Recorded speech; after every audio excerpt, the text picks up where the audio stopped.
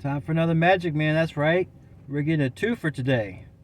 Two for the price of one. And since they're free 99, it's quite a good deal. Alright, our next book is a really good one. And we're going to take a little detour away from politics and stuff like that and get into the old rabbit hole. Yeah, the spooky stuff. Yeah. This one is Maps of the Ancient Sea Kings by Charles H. Hapgood. And it's a good one. I went through this like nothing. Alright, and it's very scientific, and mostly this book deals with the research of maps. Maps they found, they're like, hold on a second. How did they know that these continents were here at the time? How did they know this was there? Specifically Antarctica and all but the different ones. And what the book kind of comes to the conclusion to is that mankind has actually grown more ignorant over time. Until around modern times, we had lost a lot of information that the ancient peoples had. And even before some of the ancient peoples, like in Egypt and Sumer, there were people out there, this is conjecture now, but they had a lot of knowledge that we did not have until later. And this really goes into a lot of the stuff that I deal with in these videos. I search this stuff out because a lot of the history that we accept is, I think it was Napoleon said that history is nothing but a bunch of lies that everybody accepts. It's not true. And you deal with the same thing with academia in this book. He deals with the same thing. People are like, no, this is not true. This can't be. You're a quack. But this guy is like a college professor, and he got his students to research this stuff, and he was also in touch with the U.S. Air Force, the map makers at the Air Force. And so it's kind of hard for people to say, oh, you're a quack, when he's got his stuff down. And scientists and archaeologists are oftentimes wrong. Because, just like in our last book, they live in an echo chamber. And they're just talking to themselves. And they're saying, well, this is true. Yeah, that's true. People like to sit around and smell all their own farts. And stare at their navels. And they think they're special.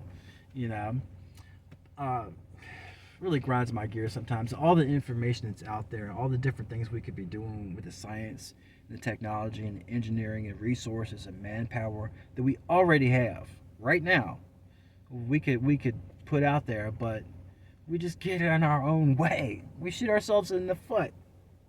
And a lot of the stuff, this accepted knowledge, this echo chamber, if it takes an outsider sometimes, as the author says, an amateur, to go in there and really wreck stuff up, to change the science, to change the stuff, the way people see things. And this is one of those books.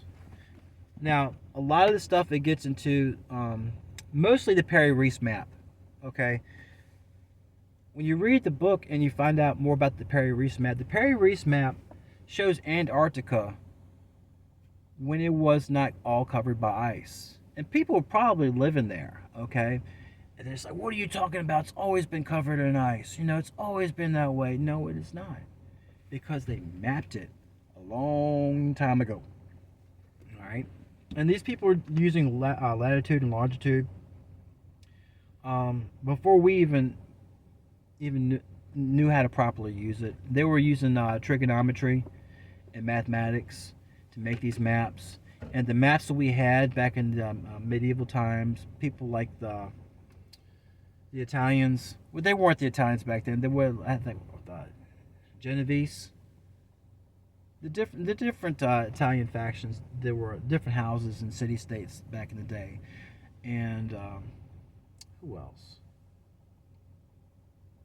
The Europeans were using these maps. The Romans were using different maps. And they were copies, though. And they were adding on to them, but they had copies of copies of copies of copies. And when you have a copy of a copy of a copy, something goes terribly wrong sometimes, and you get something that's retarded. Okay?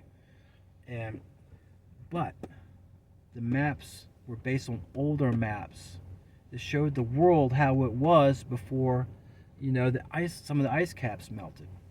Now, one of the things I did not know is that scientists, well, this was written in the 60s. They'll probably tell you different, but they still don't know how ice ages came and went. Okay, that's still not settled science. They're still coming up with hypotheses and theories about how the ice ages came and went. They can talk about meteors, but they still don't know. All right. This book is a little dated. One of the things I wanted to show you, it kind of tickled me. It's like a little blast from the past because I remember the Soviet Union. So when they show a map here, it's on page 101, and they're showing the Arctic Ocean. Here's the United States, Canada, Alaska, and the USSR, the good old USSR. Most of you, the younger people, don't remember that. I remember it. I remember the Cold War. It was a waste of money. But this book is really good. It's really good. And one of the things I did not know is that a lot of the history, even stuff that I thought that we had down packed, like Socrates and Plato, even stuff from the Greeks, we only have a little tiny bit of information that was able to be saved. A lot of that stuff got destroyed in warfare. The Library of Alexandria, all the different stuff. When Constantinople was sacked, a whole bunch of information got lost. So much information from the ancient world got lost. The world would be a very, very, very different place today if the Library of Alexandria had never been sacked and burned. Because all the knowledge from the ancient world, we're just guessing. And sometimes we're just guessing. Sometimes there's good knowledge, but we're just trying to piece things together, and sometimes it's wrong. They thought Troy was a myth until they found it. That's another good one. But this book, it's from the 60s, but it's really good stuff. And the conclusion he's making, well, I'm not going to ruin it for you. I want you to go ahead and read the book. But keep in mind when you read this book, it's the meat and potatoes of this book is just him going over the maps and how the maps were kind of wrong and pieced together, and how they're really right, what they were trying to do, where this came from. And it's like these guys could not have drawn the map. They had to get it from an original source because they didn't have the material or the technology at the time that they wrote these maps to actually put it out there. So this is a really good book. Another good thing, look, $24.95. In the 60s, $24.95 was a lot of money. You can order some of the other rabbit hole books out of this stuff. I've actually got one of them. It's in the queue. A whole bunch of good stuff. And these are the rabbit hole books. If you want to get into the spooky stuff, into the woo, this is where you go. You read books like this because it opens up your mind. It's like history is not what they told you. Okay? That was his story. It's usually the conqueror or the conqueror's son justifying their rule. Anyway, good book. Maps of the Ancient Sea Kings by Charles H. Hapgood. 2 for people. Until next time.